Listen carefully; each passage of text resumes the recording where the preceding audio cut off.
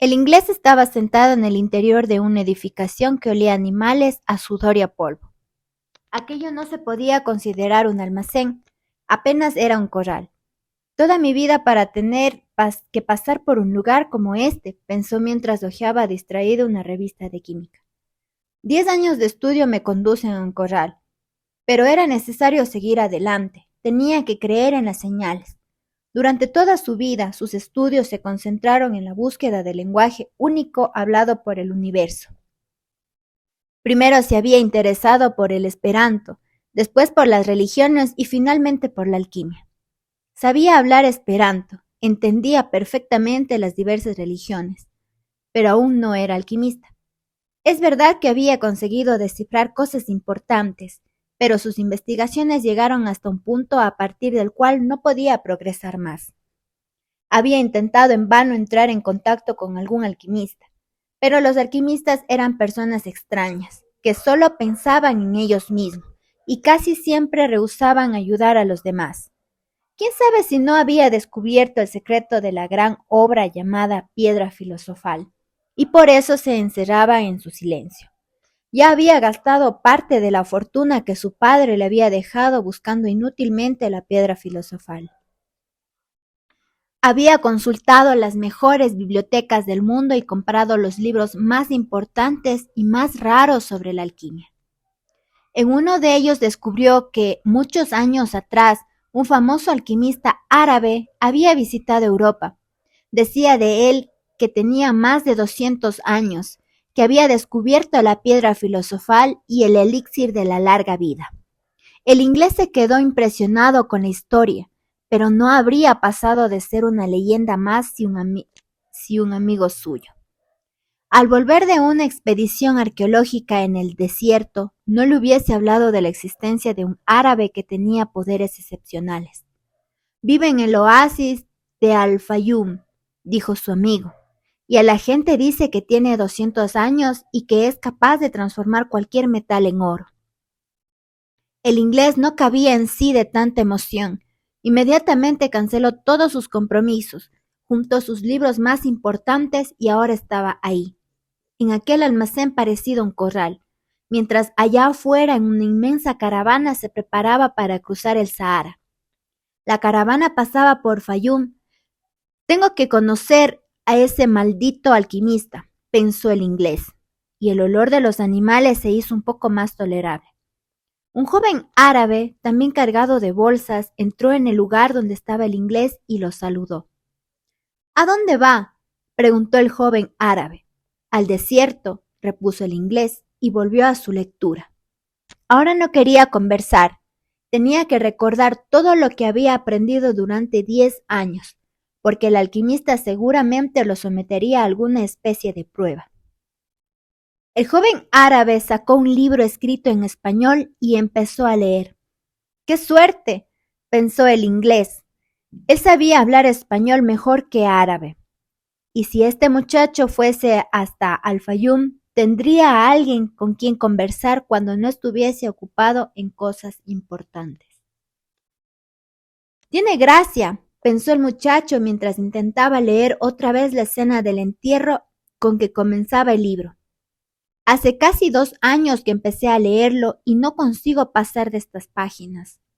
Aunque no había un rey que lo interrumpiera, no conseguía concentrarse.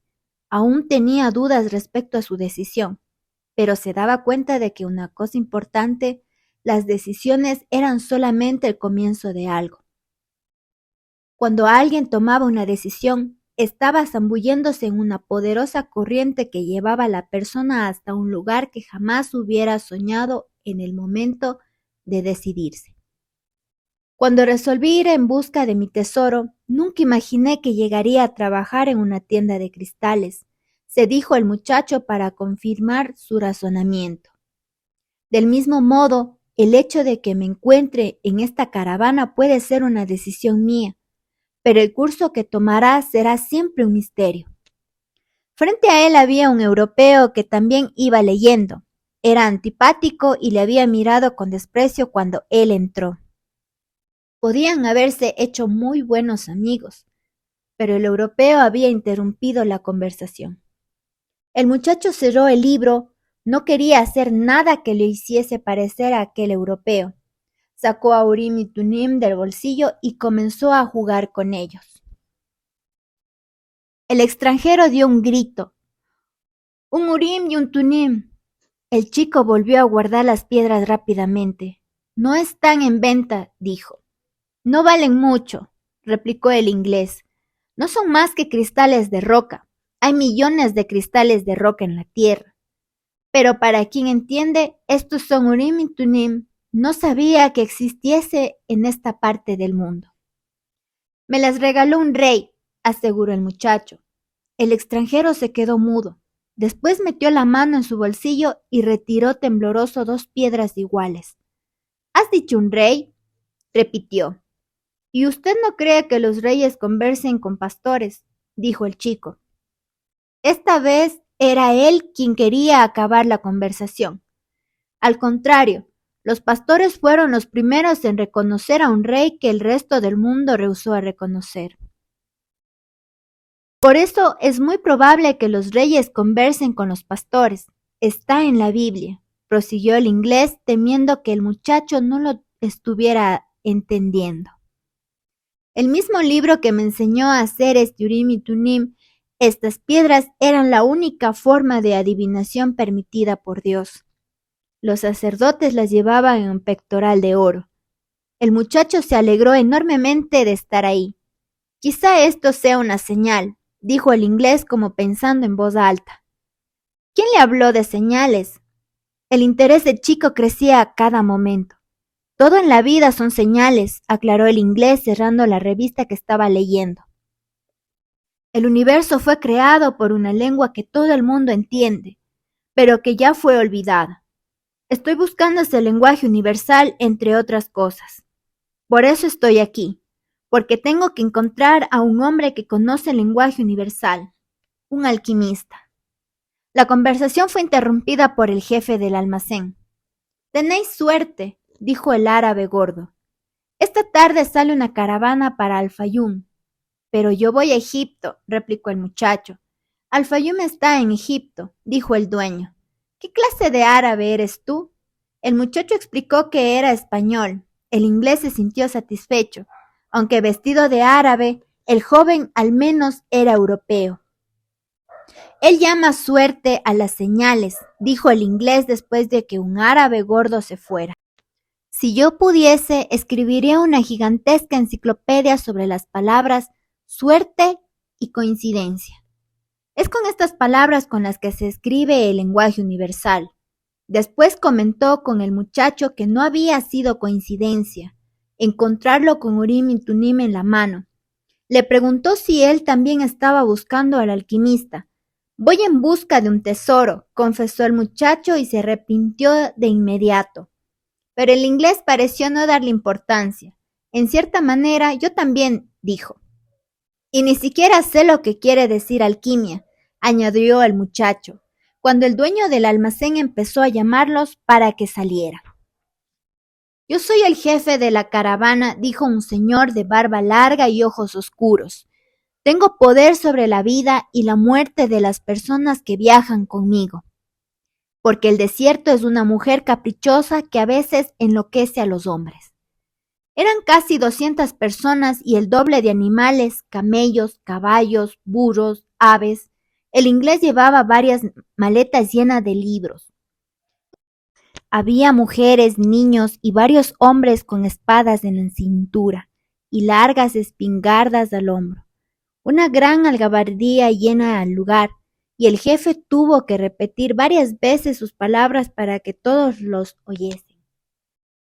Hay varios hombres y dioses diferentes en el corazón de estos hombres, pero mi único Dios es Alá, y por él juro que haré todo lo posible para vencer una vez más al desierto. Ahora quiero que cada uno de vosotros jure por el Dios en el que cree en el fondo de su corazón, que me obedecerá en cualquier circunstancia. En el desierto, la desobediencia significa la muerte. Un murmullo recorrió a todos los presentes que estaban jurando en voz baja ante su Dios. El muchacho juró por Jesucristo.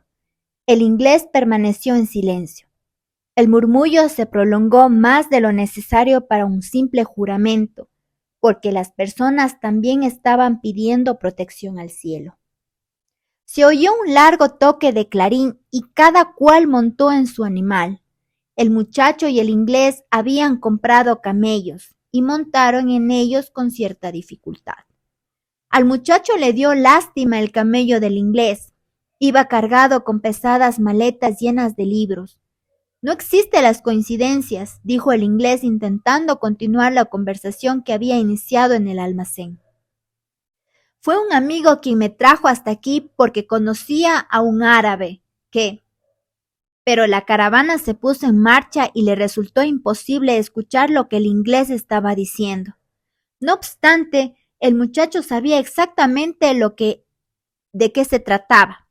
Era la cadena misteriosa que va uniendo una cosa con otra, la misma que lo había llevado a ser pastor, a tener el mismo sueño repetido, a estar en una ciudad cerca de África y a encontrar en la plaza a un rey, a que le robaran por conocer a un mercader de cristales y, cuanto más se aproximaba uno al sueño, más se va convirtiendo en la leyenda personal, en la verdadera razón de vivir, pensó el muchacho.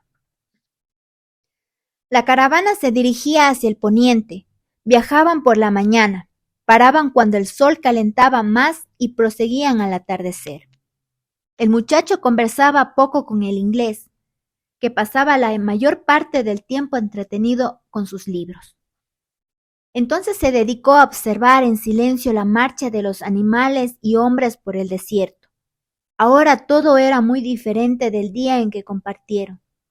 Aquel día de confusión, gritos, llantos, criaturas y relinchos de animales se mezclaban con las órdenes nerviosas de los guías y de los comerciantes.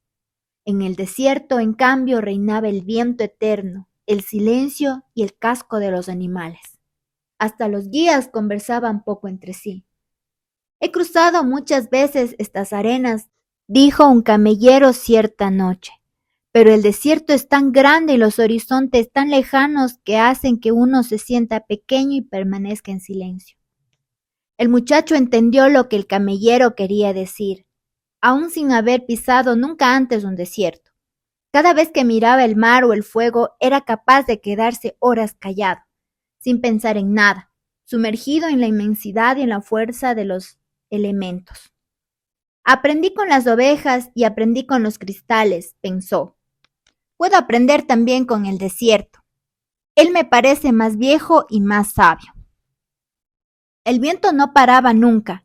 El muchacho se acordó del día en que sintió ese mismo viento, sentado en un fuerte en Tarifa. Tal vez ahora estaría rozando levemente la lana de sus ovejas, que seguían en busca de alimento y agua por los campos de Andalucía. Ya no son mis ovejas, se dijo sin nostalgia. Deben de haberse acostumbrado a otro pastor y ya me habrían olvidado. Es mejor así. Quien está acostumbrado a viajar como las ovejas sabe que siempre es necesario partir un día. También se acordó de la hija del comerciante y tuvo la seguridad de que ya se habría casado. ¿Quién sabe si con un vendedor de palomitas o con un pastor como él supiera leer y contase historias extraordinarias? Al fin y al cabo, él no debía ser el único, pero se quedó impresionado con su presentimiento. Quizá él estuviese aprendiendo también esta historia del lenguaje universal. ¿Qué sabe el pasado y el presente de todos los hombres? Presentimientos, como acostumbraba decir su madre. El muchacho comenzó a entender que los presentimientos eran las rápidas zambullidas que el alma daba en esta corriente universal de vida, donde la historia de todos los hombres está ligada entre sí, y podemos saberlo todo, porque todo está escrito. Martub, dijo el muchacho recordando las palabras del mercader de cristales. El desierto a veces se componía de arena y otras veces de piedra. Si la caravana llegaba frente a una piedra, la contorneaba. Si se encontraba frente a una roca, daba una larga vuelta. Si la arena era demasiado fina para los cascos de los camellos, buscaban un lugar donde fuera más resistente. En algunas ocasiones el suelo estaba cubierto de sal, lo cual indicaba que ahí debía de haber existido un lago. Los animales entonces se quejaban y los camelleros se bajaban y los descargaban. Después se colocaban las cargas en su propia espalda, pasaban sobre el suelo traicionero y nuevamente cargaban a los animales. Si un guía enfermaba y moría, los camelleros echaban suertes y escogían a un nuevo guía. Pero todo esto sucedía por una única razón. Por muchas vueltas que tuviera que dar, la caravana se dirigía siempre a un mismo punto. Una vez vencidos los obstáculos, volvía a colocarse de nuevo hacia el astro que indicaba la posición del oasis. Cuando las personas veían aquel astro brillando en el cielo por la mañana, sabían que estaba señalando un lugar con mujeres, agua, dátiles y palmeras. El único que no se enteraba de todo eso era el inglés, pues se pasaba la mayor parte del tiempo sumergido en la lectura de sus libros. El muchacho también tenía un libro que había intentado leer durante los primeros días de viaje, pero encontraba mucho más interesante contemplar la caravana y escuchar el viento. Así que aprendió a conocer mejor a su camello y al aficionarse a él, tiró el libro. Era un peso innecesario, aunque el chico había alimentado la superstición de que cada vez que abría el libro encontraba a alguien importante. Terminó trabando amistad con el camellero, que viajaba siempre a su lado. De noche, cuando paraban y descansaban alrededor de las hogueras, salía a contarle sus aventuras como pastor. Durante una de las conversaciones, el camellero comenzó a su vez a hablarle de su vida. Yo vivía en un lugar cercano al Cairo, le explicó. Tenía mi huerto, mis hijos y una vida que no iba a cambiar hasta el momento de mi muerte. Un año que la cosecha fue excelente, fuimos todos hasta la Meca y yo cumplí la única obligación que me faltaba llevar a cabo en la vida. Podía morir en paz y me agradaba la idea. Cierto día la tierra comenzó a temblar y el Nilo se desbordó. Lo que yo pensaba que solo ocurría a los otros terminó pasándome a mí. Mis vecinos tuvieron miedo de perder sus olivos con las inundaciones. Mi mujer de que las aguas se llevaran a nuestros hijos y yo de ver destruido todo lo que había conquistado. Pero no hubo solución. La tierra quedó inservible y tuve que buscar otro medio de subsistencia. Hoy soy camellero, pero entonces entendí la palabra de Alá. Nadie siente miedo de lo desconocido porque cualquier persona es capaz de conquistar todo lo que quiere y necesita. Solo sentimos miedo de perder aquello que tenemos, ya sean nuestras vidas o nuestra plantación. Pero este miedo pasa cuando entendemos que nuestra historia y la historia del mundo fueron escritas por la misma mano.